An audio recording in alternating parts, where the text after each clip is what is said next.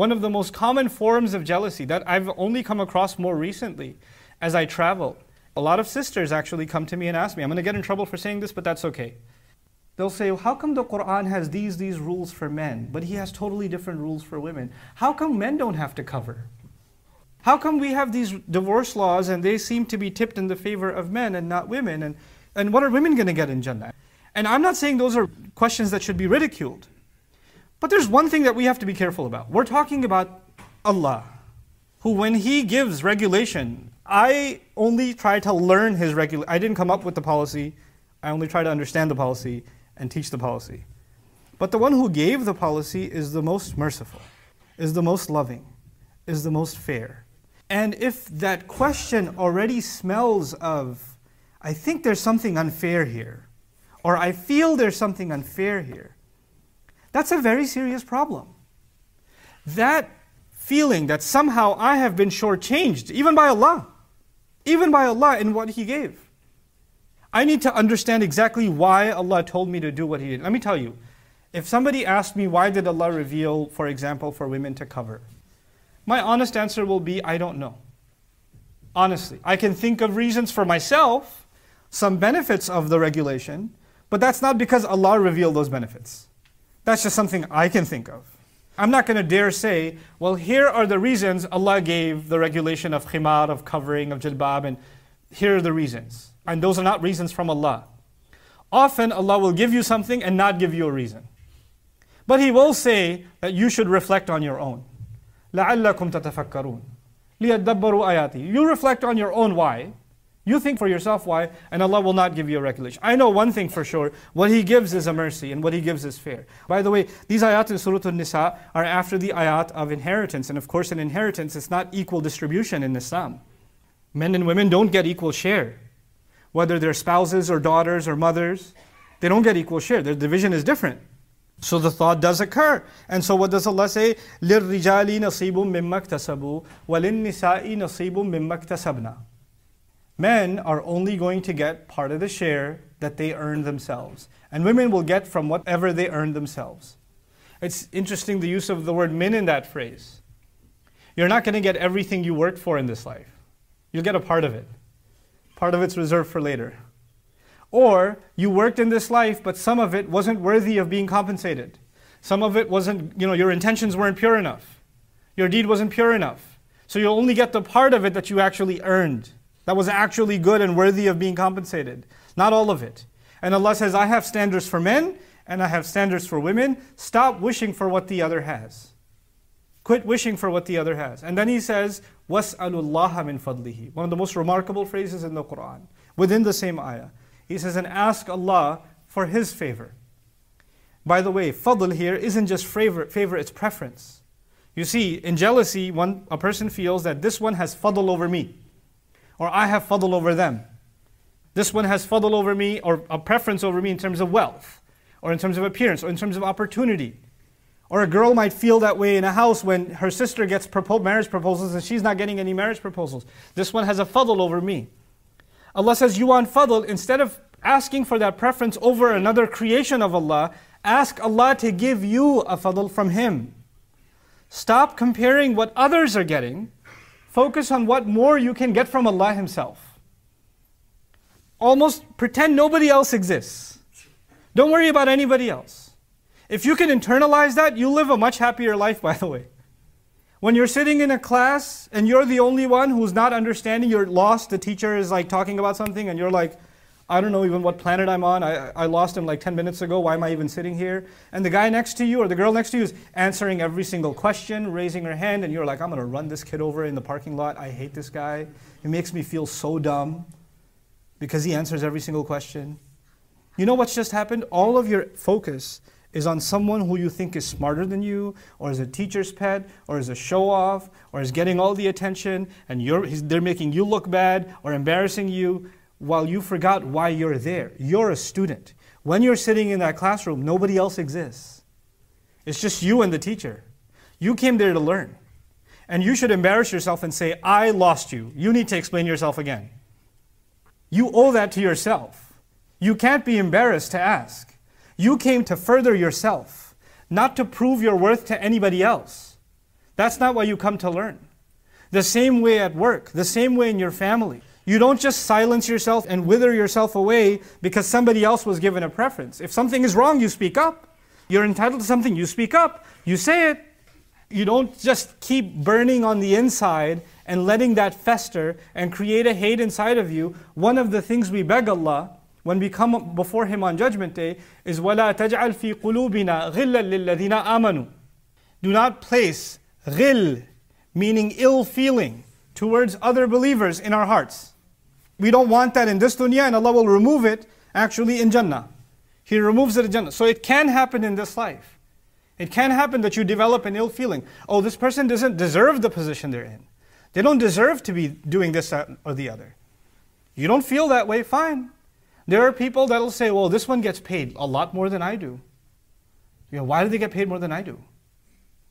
What is it your business what they get paid? What are you doing?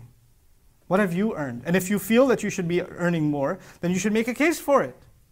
And say, here, I deserve more. And here's why. Not because of someone else, but because of your own merits. وَاسْأَلُ اللَّهَ مِنْ فَضْلِهِ. Ask Allah from His own favor. إِنَّ اللَّهَ كَانَ بِكُلِّ شَيْءٍ عَلِيمًا. Allah has always known everything. When we stop becoming victims by comparison, when we stop thinking of ourselves as a man, as a woman, as anybody, we stop thinking of ourselves as we've been left behind because of other people. There's nobody between you and Allah. And you want to get ahead, ask Allah to get ahead. Ask Allah, وَاسْأَلُ اللَّهَ مِنْ فَضْلِهِ. Otherwise, you'll just spend your life complaining about how other people have done you wrong, and how other people have denied you opportunity, how now everybody got and you didn't get, and you're just going to be miserable, and people around you are going to be miserable because of you. This is the protection Allah has given us in this remarkable ayah.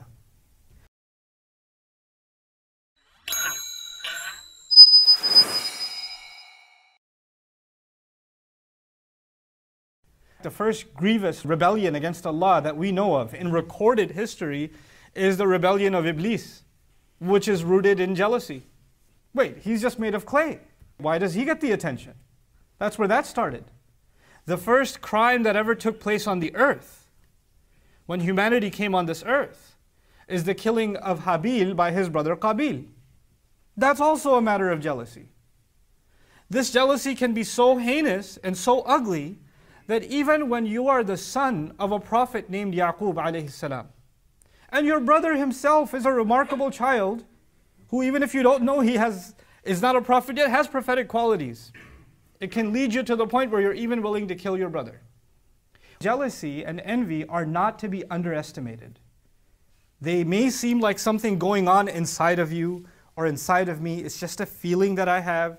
It's just an itch that I have. Literally, by the way, al-hasad is actually al-qishr, literally a peel and a scratch. They describe it as an insatiable itch inside of the heart, like when some locust or bug bites your skin and you want to just keep scraping it. And the more you scrape it, the worse it gets. You're just supposed to ignore it and let it pass. The feeling may come, but you have to let it pass. That's actually what hasad is. Al-Hasan radiallahu ta'ala anhu said that I've never seen anybody who's a wrongdoer that looks more like the victim than someone who's jealous. Someone who's a wrongdoer has a victim. But in this case, the wrongdoer is the victim.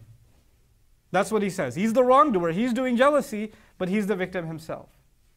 This is why in one of the remarkable surahs of seeking Allah's protection, we seek protection of someone who acts jealously. وَمِن شَرِّ حَاسِدٍ إِذَا حَسَدٍ. We ask refuge from the evil of the one who's envious, especially at the time that he's demonstrating his or her envy, at that very moment. It's a very, very serious thing. It can lead to some very serious problems in my life and in yours. And I want to just count for myself and maybe refresh in my mind what kinds of blessings I may deprive myself of when I become a victim of jealousy, when I myself can't stop thinking about what somebody else has or what I wish somebody else had. And just to be clear, it's actually tamanni zawal al-ni'ma lidunihi. You wish that somebody else no longer had it.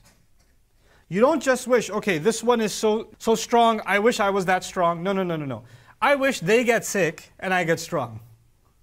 You want them to not have it anymore. Why do they have it? I hope he gets fired. Not only, okay, he got a promotion, I hope I get a promotion one day. No. I hope he gets fired and I get a promotion. That's hasad. You want to see them fail. Something in you just desires to see them come down, which adds to your rizq in nothing. It doesn't add anything for you. But somehow inside of you, there's this feeling that if you can see them fail, or if you can see them suffer, it will make you feel better in some way. That's what hasad is.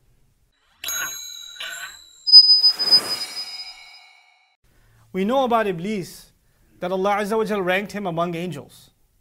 There's no higher rank than that possible among the ibad of Allah. It's just jealousy that brings him from the highest to the lowest and furthest away from Allah. Can you imagine? The greatest of honors has been removed, and the root cause of it, jealousy. The root cause of it, self-entitlement. You have, as a result of jealousy, the committing of a crime, the murder, which Allah will describe in Surah Al-A'raf, فَكَأَنَّمَا قَتَلَ النَّاسَ جَمِيعًا. That first murder, when talking about it, Allah says, anyone from here on who commits the act of murder, it is as though they have killed all of humanity. They have massacred all of humanity. That grievous sin goes back to jealousy. We need to identify in ourselves if we carry this disease. If I feel in myself that there's someone, people do this in every sphere, by the way. It's not just about money and looks and attention in a family. This even happens in the religious sphere. Hey, you know, Sheikh, you know that other Sheikh, he has more hits on his videos. Have you compared your followers to his? Why? What is that? And why is he getting the keynote speech at the convention? Why did I get the morning session and he's getting the evening session? This can happen within masajid. Hey, their masjid, their fundraiser, they raise this much money. We only raise this much money. We're not even in the same city.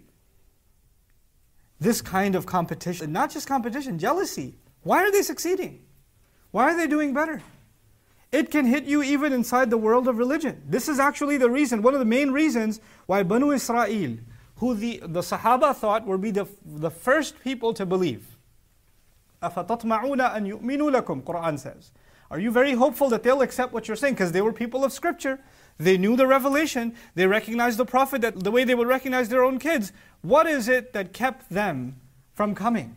It was actually a jealousy. They couldn't stand that the favor would go to someone else and wouldn't come to them. They wanted to be deprived from Muhammadur Rasulullah sallallahu alaihi wasallam and come to them. There is no sphere of your life where this can't affect you. It'll ruin your work life, your business life, your family life, your personal life, your spiritual life, your communal life. It is every sphere of your life this can affect you.